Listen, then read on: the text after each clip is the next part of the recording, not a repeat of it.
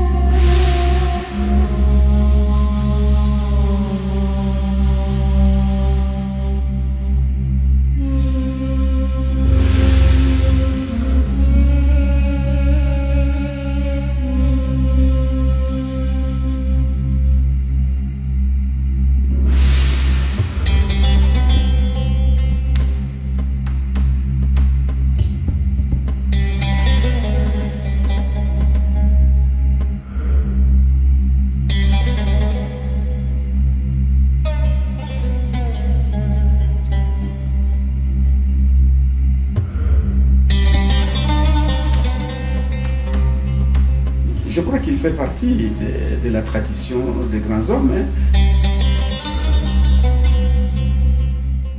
Il était comme une étoile filante.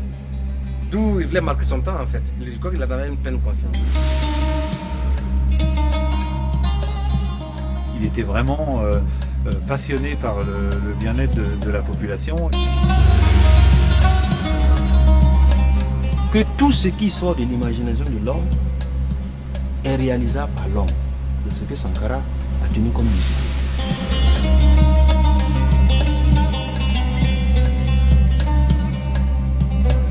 Seul le débat contradictoire permanent peut nous mettre sur la brèche et nous obliger à regarder de très près ce que désirent les masses et non pas les images classiques, académiques que nous recherchons pour nous donner bonne conscience ou pour être simplement en conformité avec un Occident qui nous a inculqué des méthodes, des façons de voir, mais des façons de voir qui ne calculent pas forcément bien avec la réalité.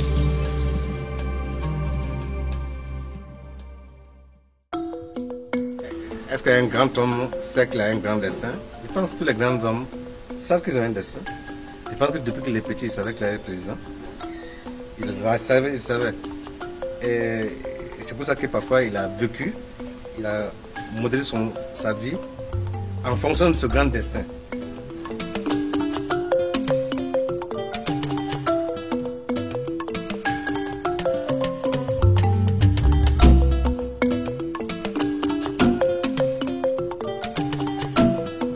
Le Burkina Faso s'appelait donc Haute-Volta d'abord.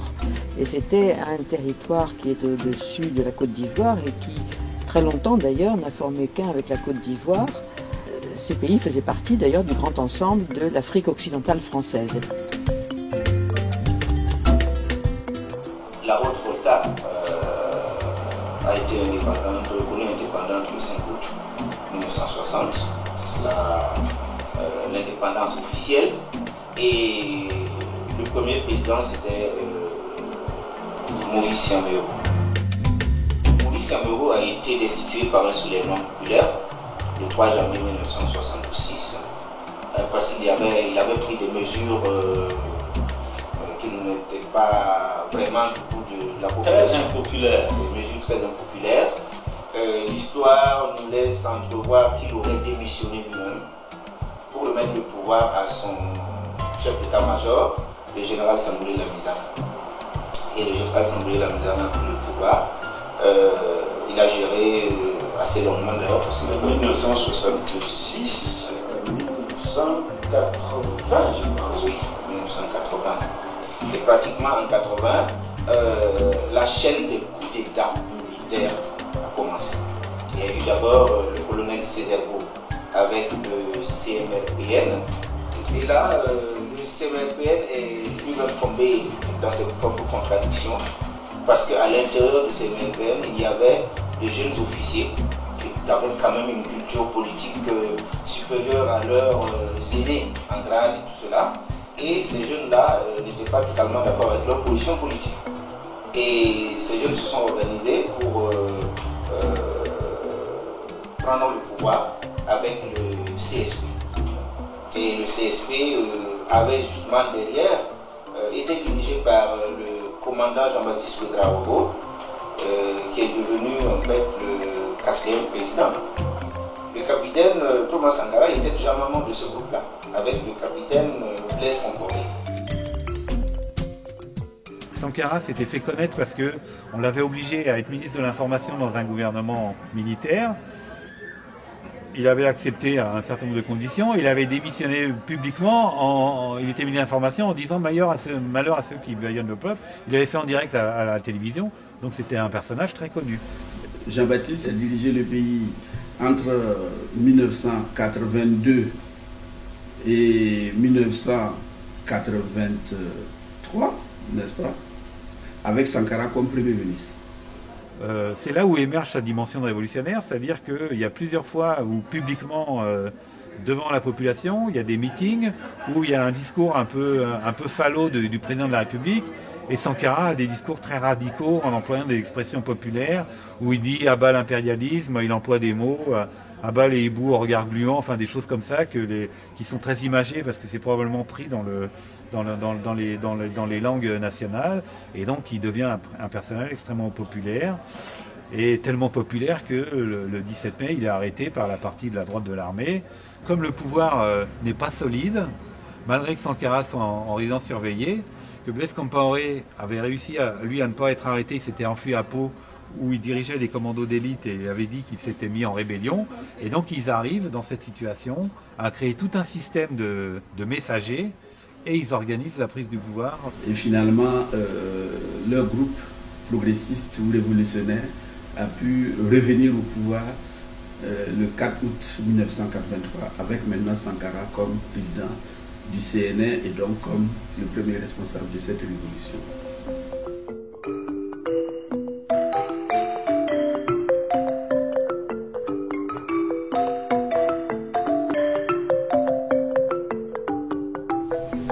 C'était dans les années 79, donc au moment du régime de la mise en œuvre, de la Troisième République, pour rien n'inquiéter le régime, où il me dit, comme ça, de go, qu'en fait, il pense que le régime de la mise en œuvre sera renversé par des régimes de colonels. Ces régimes de colonels seront renversés par des régimes de jeunes patriotes, de jeunes officiers patriotes. C'est en ce moment, après seulement, que la voie sera ouverte pour la révolution. Je dis, mais ça, c'est pas une analyse, c'est une prophétie. Et ça s'est passé exactement comme ça. Donc quelqu'un qui savait déjà, pour ne pas dire plus, il disait des choses sans analyse, mais il affirmait. Et moi, malgré mes analyses, c'est sa prophétie à lui qui s'est marché comme un chronomètre. Ça s'est passé exactement comme ça.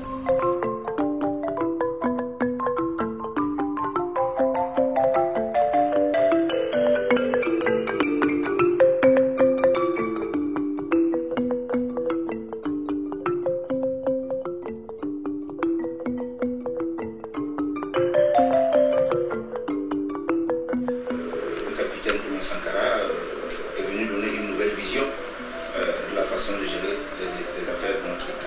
Ce qui a conduit au changement du nom Haute-Volta en Burkina Faso, qui veut dire pays des hommes intègres, la patrie des hommes intègres. La devise nationale est devenue la patrie ou la mort, nous vaincrons. Ce qui nous rappelle bien sûr la devise cubaine. La patrie ou la mort, nous vaincrons. La patrie ou la mort, nous vaincrons. La patrie ou la mort, nous vaincrons.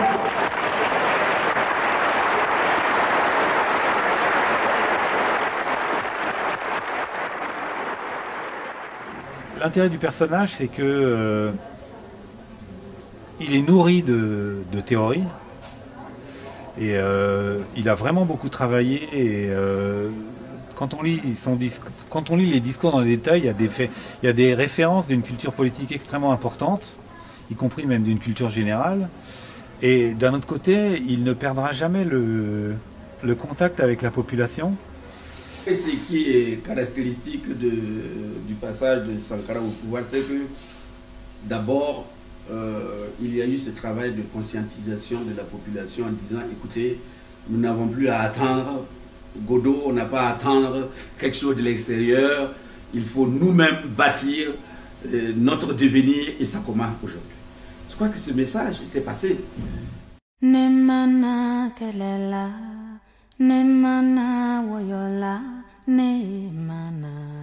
La revolución de agosto encontró a la mujer de Burkina Faso en una condición de sometimiento y explotación causada por una sociedad neocolonial influenciada por la ideología de fuerzas retrógradas. Camaradas, no existe una verdadera revolución si las mujeres no se liberan. Que mis ojos nunca vean una sociedad, que mis pasos nunca me lleven a una sociedad donde la mitad del pueblo es mantenida en el silencio. Yo escucho el ruido del silencio de las mujeres. Yo presiento la furia de su revuelta. Yo presiento y espero la irrupción fecunda de una revolución a la que ellas aportarán la fuerza y la rigurosa justicia emanada de sus entrañas oprimidas. Camaradas, adelante en la conquista del futuro.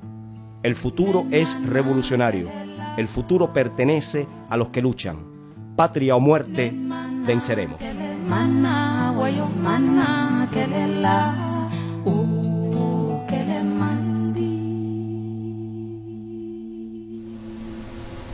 C'est la première fois dans l'histoire de notre pays où on a vu des femmes qui ont eu plusieurs postes ministériels. Avant ça, je crois, on avait eu une seule femme qui avait occupé un poste ministériel. Ça va être la révolution. Et même que les gens voulaient à Sankara qui disait aux femmes qu'il faut qu'elles s'élèvent. Les gens voulaient à Sankara parce qu'il a institué un jour où les hommes doivent aller au marché.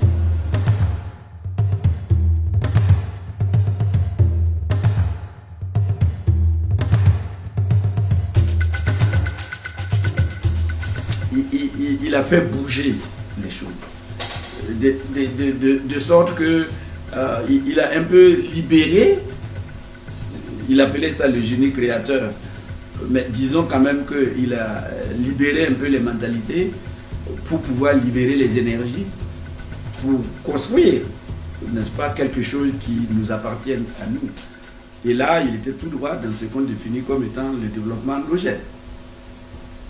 C'est créer vous-même, produire vous-même, mais compter sur ses propres forces.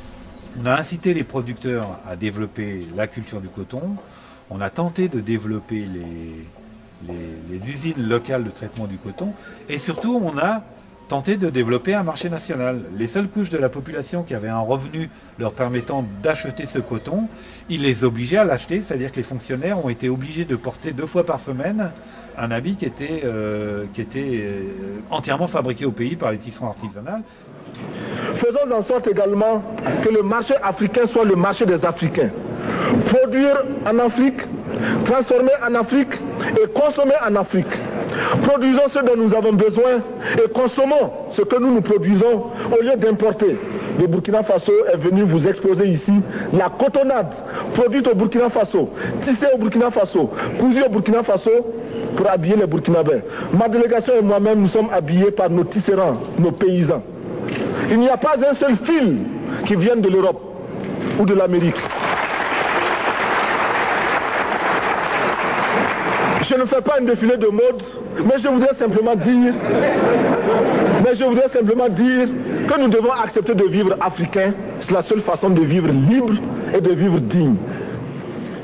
Et ensuite, il a donné lui-même l'exemple, n'est-ce pas, de probité, parce que on a beau raconter, Sankara ne s'est pas enrichi, le matériel, c'était pas son souci. Tout président qu'il était, il roulait dans une R5. Il y a eu un effort de moralisation de la vie publique. La lutte contre la corruption, la confiance qu'on a restaurée aux populations.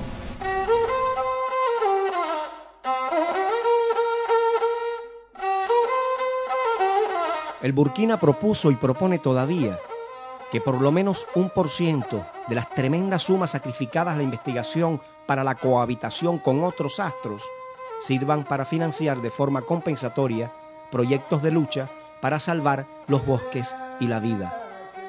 No ponemos en duda que un diálogo con los marcianos pueda alcanzar la reconquista del Edén, pero esperando ese día, los terrícolas que somos, tenemos también el derecho de negarnos a elegir entre el infierno y el purgatorio.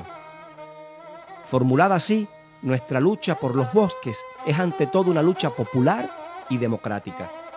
Las conciencias conmovidas y hasta sinceras y plausibles de múltiples foros e instituciones no podrán reverdecer el Sahel cuando falta dinero para excavar pozos de agua potable a 100 metros y sobra para excavar pozos de petróleo a más de 3.000 metros.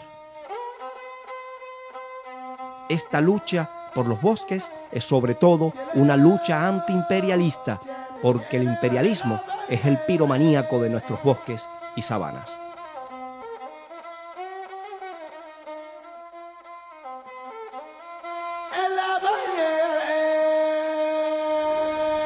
Sur la question de l'écologie, il a mis en place ce qu'on appelle les 3 luttes, c'est-à-dire la lutte contre la coupe abusive du bois, la lutte contre la divagation des animaux, c'est-à-dire que les animaux dans un village en Afrique, ils sont laissés à eux-mêmes, et donc ils mangent les pousses les plus jeunes parce que c'est les plus agréables à manger, donc ils mangent les pousses des arbres et ce qui les empêche de se développer. Et la lutte contre les feux de brousse, ça c'est une catastrophe qu'il y a dans l'ensemble de l'Afrique de l'Ouest, c'est-à-dire pour aller plus vite, les gens, et pour faire la chasse, il y a aussi des traditions qui veulent ça, mais bon, ils brûlent la brousse. Et lui, dès la prise du pouvoir, ça a été un souci très important puisque c'est un pays qui est occupé la moitié par le Sahel. Et donc, il connaissait, on parlait beaucoup de l'avancée du désert. Donc on est confronté à des problèmes écologiques très importants. Il avait eu même le projet de faire des immenses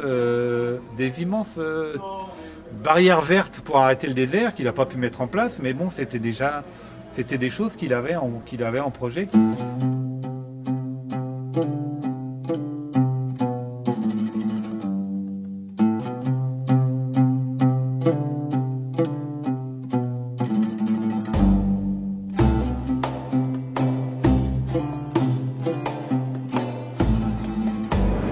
Nous estimons que la dette s'analyse d'abord de par ses origines. Les origines de la dette remontent aux origines du colonialisme. Ceux qui nous ont prêté de l'argent, ce sont ceux-là qui nous ont colonisés. Ce sont les mêmes qui géraient nos États et nos économies. Ce sont les colonisateurs qui endettaient l'Afrique auprès des bailleurs de fonds, leurs frères et cousins. Nous étions étrangers à cette dette. Nous ne pouvons donc pas la payer. La dette, c'est aussi la conséquence des affrontements. Et lorsque l'on nous parle aujourd'hui de crise économique, l'on oublie de nous dire que la crise n'est pas venue de façon subite. La crise existe de tout temps. Et elle ira en s'aggravant chaque fois que les masses populaires seront de plus en plus conscientes de leurs droits face aux exploiteurs. La question de la dette, c'est les pays de l'Amérique latine qui en faisaient leur cheval de bataille, mais en Afrique, l'un des précurseurs, c'est Thomas Sankara, qui a demandé de refuser de payer la dette.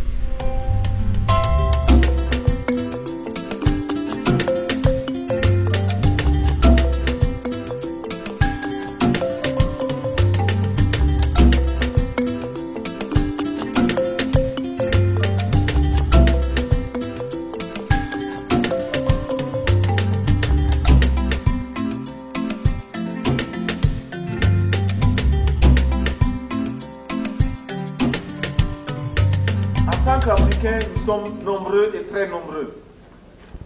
Nous devons comprendre que notre existence doit être vouée à la lutte pour la réhabilitation de l'homme africain. Nous devons mener le combat qui nous soustraira à la domination des autres hommes et à leur oppression. Et c'est pourquoi j'ai déjà dit et je répète que notre Maison Blanche se trouve dans le Harlem noir. That's what I said, and I will repeat myself. My White House is in the Black Harlem.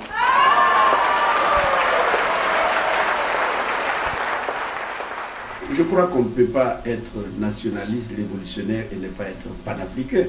On sait très bien que nos pays, pris individuellement, ne peuvent pas avancer.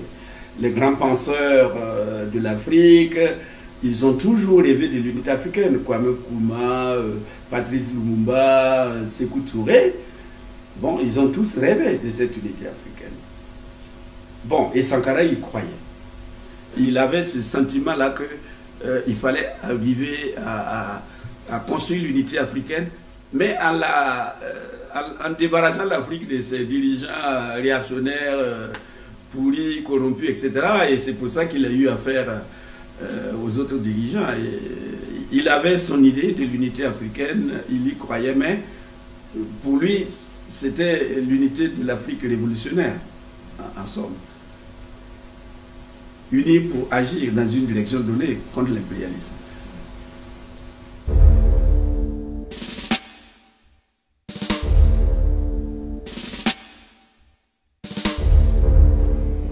Sankara a osé ne pas voter pour la France, mais contre la France, lorsqu'il y a eu une interpellation aux Nations Unies sur la question de la Nouvelle-Calédonie, qui était brûlante à ce moment-là. Pour la République française, ça lui est intolérable. Puisque c'est ça qui fait l'intérêt des colonies françaises pour la France, c'est qu'elles disposent de votes automatiques à l'ONU de ces pays qui sont sous sa tutelle. Es el imperialismo quien trata de dominarnos, desde el interior como del exterior de nuestro país. Este imperialismo, mediante sus multinacionales, a través de su gran capital y su poder económico, trata de controlar e influenciar también nuestros debates y nuestra vida nacional. Creándonos dificultades, trata de ahogarnos mediante un bloqueo económico. Trata igualmente de conspirar contra nosotros, contra nuestra seguridad interior.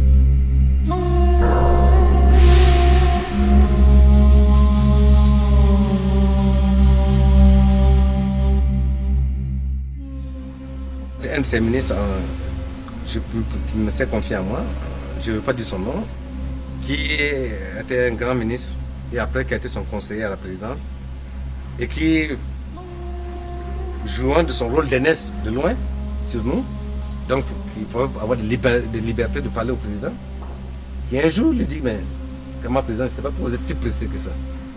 Faites les choses comme si vous allez faire autre chose. Il dit que lorsqu'il a dit ça au président, il a déposé son bic, il a regardé droit dans ses yeux et dit, vous avez le temps, moi, je n'ai pas le temps.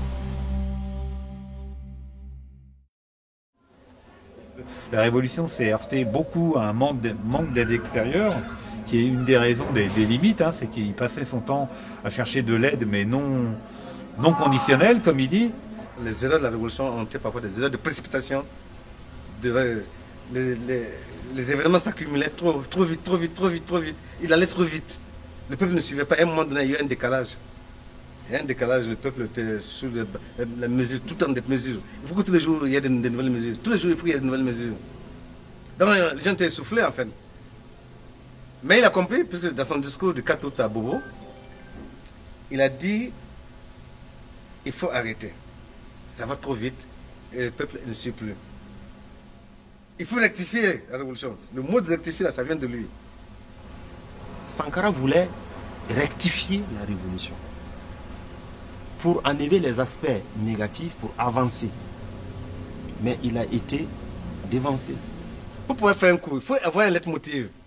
Donc, il y a des gens qui sabotaient l'action par le bas et qui refusaient les transformations. Parlons clairement, Blaise Compaoré, voyant donc que si on structurait bien, son ambition de prendre le pouvoir était à jamais révolue. Bah, on tout fait pour entraver et puis pour pouvoir s'aimer le bordel et puis prendre le pouvoir. Voilà.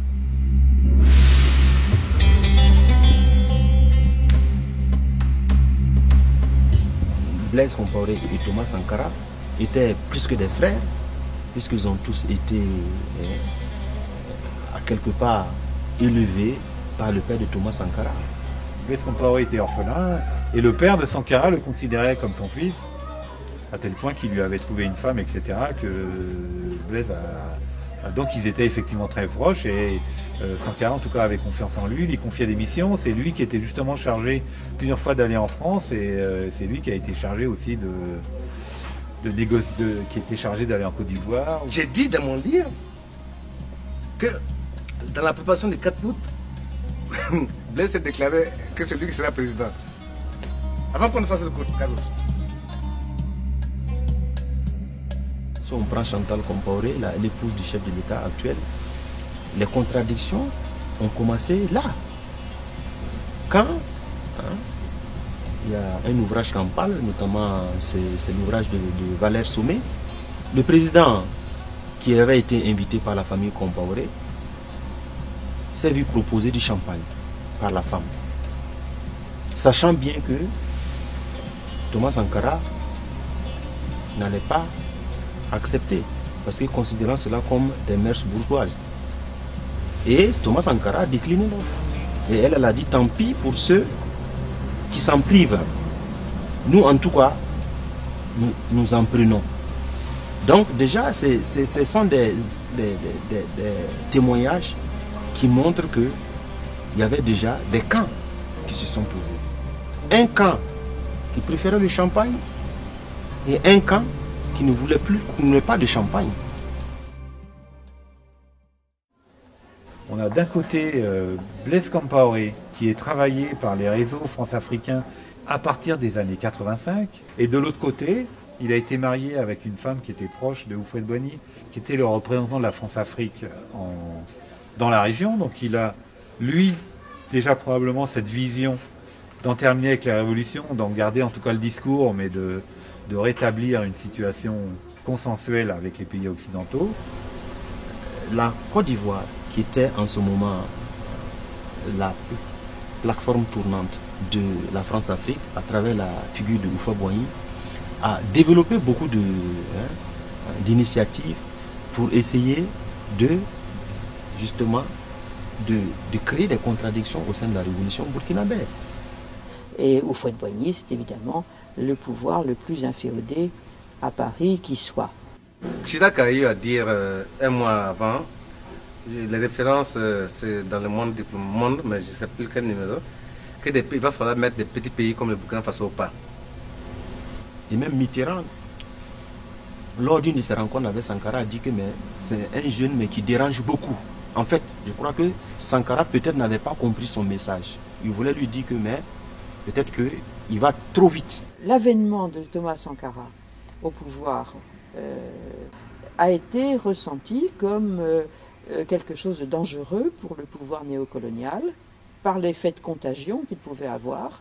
Et donc on s'explique que tout a été fait pour mettre fin à cette expérience du Burkina Faso. Un petit pays doit savoir se ménager. C'est ça aussi l'erreur là. Il ne faut pas défier tout le monde. Il faut défier en mesure de tes forces. Voilà les erreurs de Sankara. Comme lui, il était pressé de mourir. Est-ce que moi, je ne suis pas pressé de mourir, moi.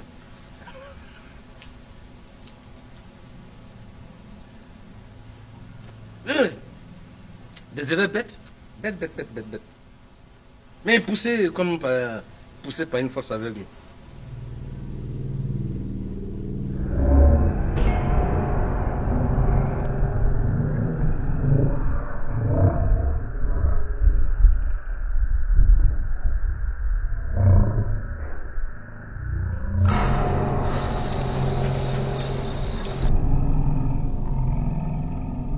Nous pensons que c'est un devoir pour nous d'arranger sa tombe, de respecter sa mémoire.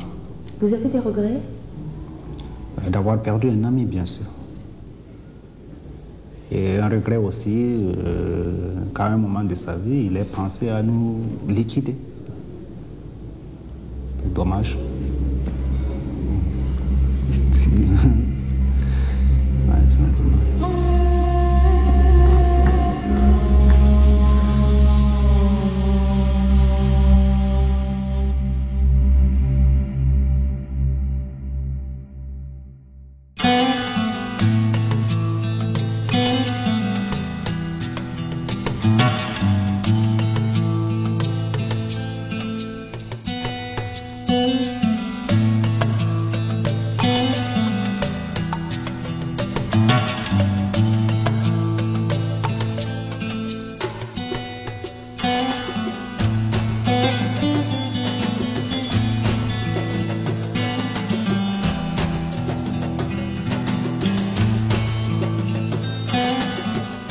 Pendant quelques temps, on a continué à développer un discours révolutionnaire. Très rapidement, on est retombé dans le consensus france-africain.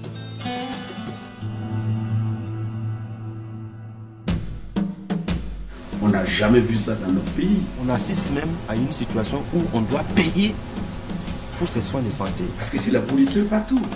En 1994, il y a eu une enquête prioritaire 1 qui donnait le taux de pauvreté à 44%. C'est la démocratie de l'argent. Il y a une fracture sociale. On n'a jamais poussé les justices à ce niveau-là. En 2003, on a refait une enquête qui donnait 46% de pauvreté.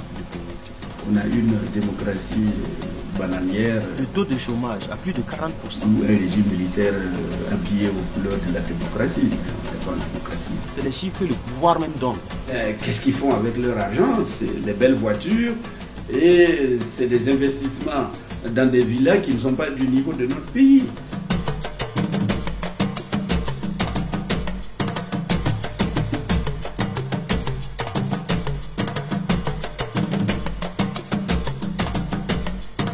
Toute une série de crimes de sang et économiques. Dans un pays qui a trempé dans la plupart des déstabilisations des pays étrangers, que ce soit récemment dans la Côte d'Ivoire ou que ce soit au Libéria et en Sierra Leone, etc. Je crois qu'il faut encore rebaptiser le pays parce qu'on n'est plus le pays des hommes intègres, pas du tout.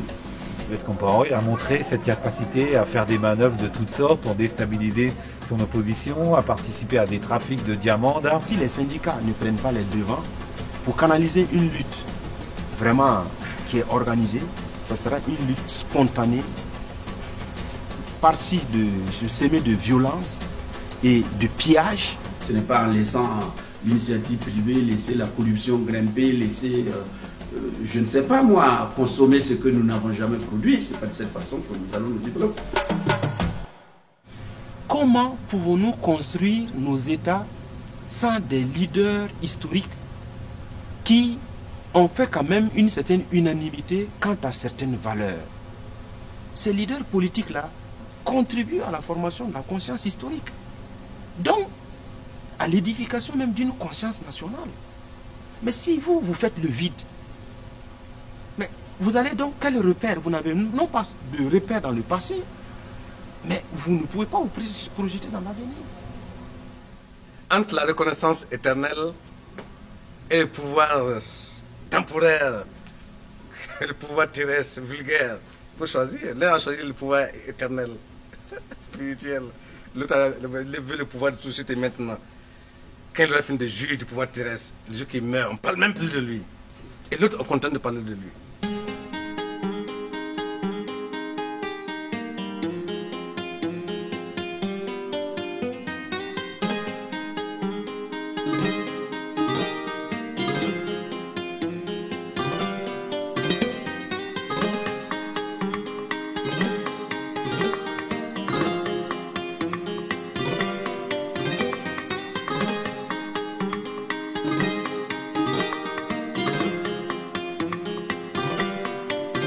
Le 15 octobre 1987, il y a eu l'assassinat du président Thomas Sankara à un moment où les peuples africains se reprenaient à espérer et le choc a été aussi terrible que pour l'assassinat de Patrice Lumumba. Parce que comme lui, il incarnait surtout aux yeux de la jeunesse l'espoir d'un monde meilleur, d'une Afrique plus digne, d'une Afrique responsable, qui surtout ne s'apitoie pas sur ses mots, mais trouve des solutions. Parce que Sankara a trouvé des solutions aux maux de son pays et aux maux de l'Afrique. Sankara a marqué les esprits. Il y a dans chacun de nos pays des jeunes et des moins jeunes qui le revendiquent et qui revendiquent son combat. Qui pense qu'il a eu tort d'avoir raison trop tôt, prenons Sankara comme une bonne idée pour l'Afrique. Ne le limitons pas au Burkina. Comme j'ai dit, il est rentré dans le club de grands. Il devient quelque part intemporel. Fédérer les luttes de l'Amérique latine, de l'Afrique, d'Asie et de l'Europe qui souffrent est essentiel.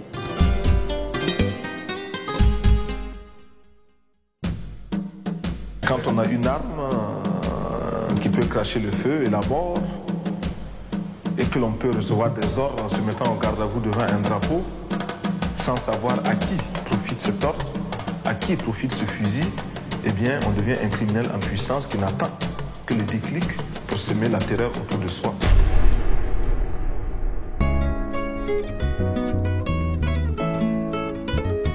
Alimami samari sekutore Toma Sankara come kuruma Ore kelele ke Afrique notola Ma anya lukulmalo Chebalu yenena Maloba bebora Foni kisa obedira Wali ben bebedira Ajo yamaye